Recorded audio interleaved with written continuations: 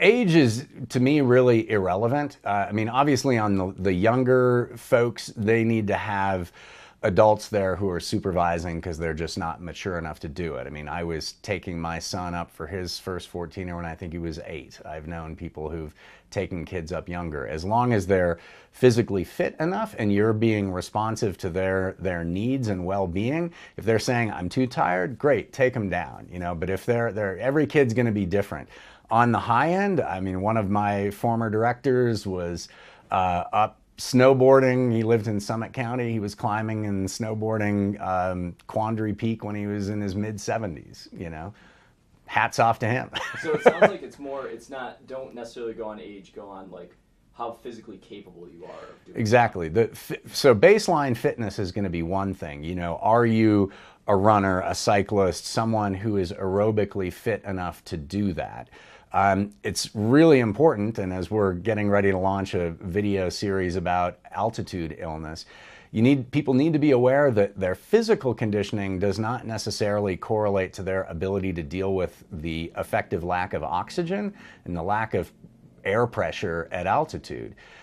In fact, some people, like young, really super fit people, think ultramarathoner, triathlete, if you're up there and you've come from a lower elevation and you're just running up the peak, you might actually be the most susceptible to altitude illness because you're ascending too rapidly and your body is not handling that lack of oxygen. So that can put them at risk for acute mountain sickness or even the more lethal forms of altitude illness called high altitude cerebral edema or high altitude pulmonary edema. You should always be starting early. At this time of year, you know, you're probably starting with a headlamp on or you're getting going right at sunrise. A lot's going to depend upon the length of the route. So there are some mountains, think like Mount Bierstadt or something like Quandary Peak, pretty straightforward, pretty short. You could start a little bit later, but if you're going to try something like Long's Peak or one of those that's a much longer route, you need to be starting even earlier. Maybe you're starting at 3:30 in the morning to do a route like that. I'm going to answer in two different ways. Number one is there's kind of this general rule of thumb, right? You're off the summit and you're down ideally towards tree line by 11 o'clock or noon. So that's the general rule because most lightning and thunderstorms will come in kind of around noon and into the early afternoon. But what I always tell people is you have to have your head on a swivel, right?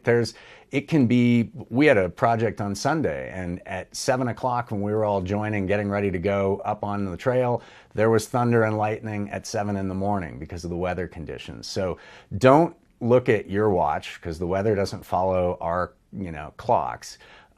Look about what's out there. Make sure you've checked with the weather forecast. The Weather Service is incredibly accurate in terms of assessing when they think lightning might be happening. And if they're saying that lightning is going to start at 10 o'clock, then throw out the whole notion of being off the summit by 11 or noon. So there's a concept that was started out called the 10 Essentials. Now it's been refined to call the 10 Essential Systems. We had just come out with a number of videos along with the Denver REI store employees looking at these things. So it includes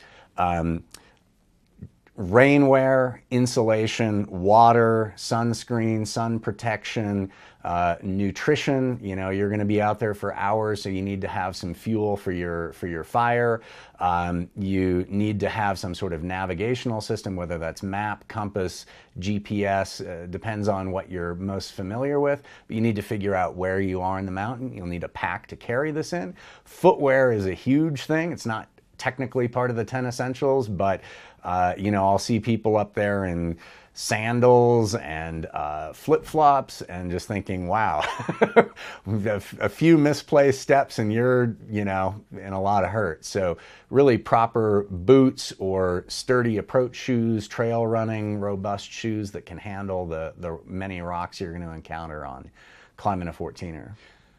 So in terms of your own physical ability, it's how are you feeling? Have you run out of gas? Are you making 10 steps and you're stopping and just panting and you can't get enough oxygen into your system?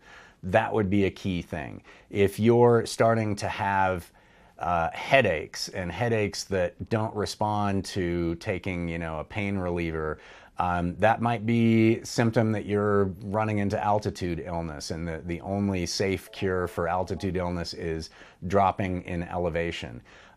If you've run out of your food and you've run out of your water and you still have a long way to go, pretty unwise to continue. You really want to have at least like 3 liters of water to climb a 14er and plenty of snacks to keep you fueled. So those are kind of your personal things that you would be internal, that you'd be monitoring your condition. As far as external things, what's happening with the weather? Most significantly, what's happening with cloud buildup and the potential for thunderstorms?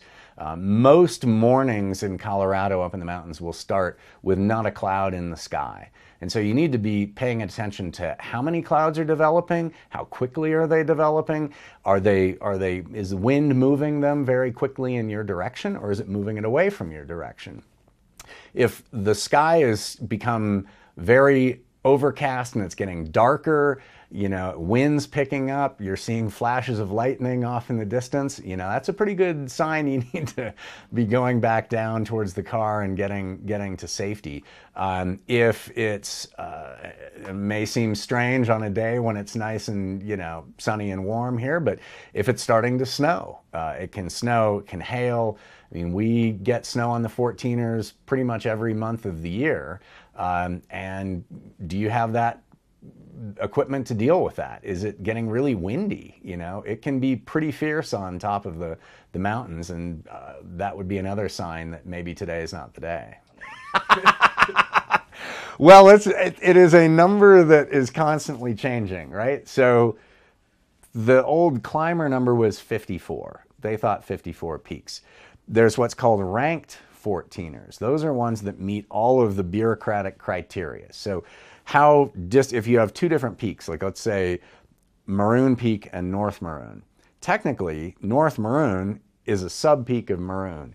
It's in terms of distance and the amount of vertical drop there is between the summit and the connecting ridge, North Maroon doesn't qualify. I bet if you ask most people who climb North Maroon Peak, because usually, unless you're doing the traverse, usually you're climbing it as a separate mountain. It's a heck of a challenging mountain, right? And people are going to say, I climbed that. That's a 14er.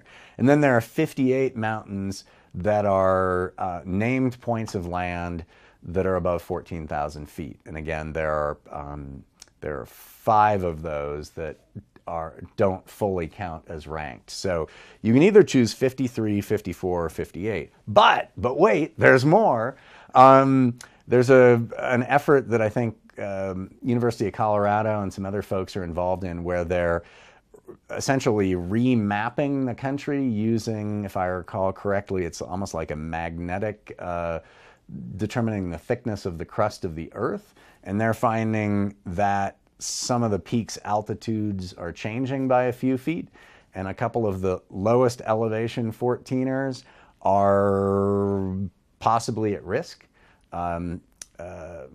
We did a story about that, Sunshine. Sunshine is almost certainly going to drop out to be a high 13er.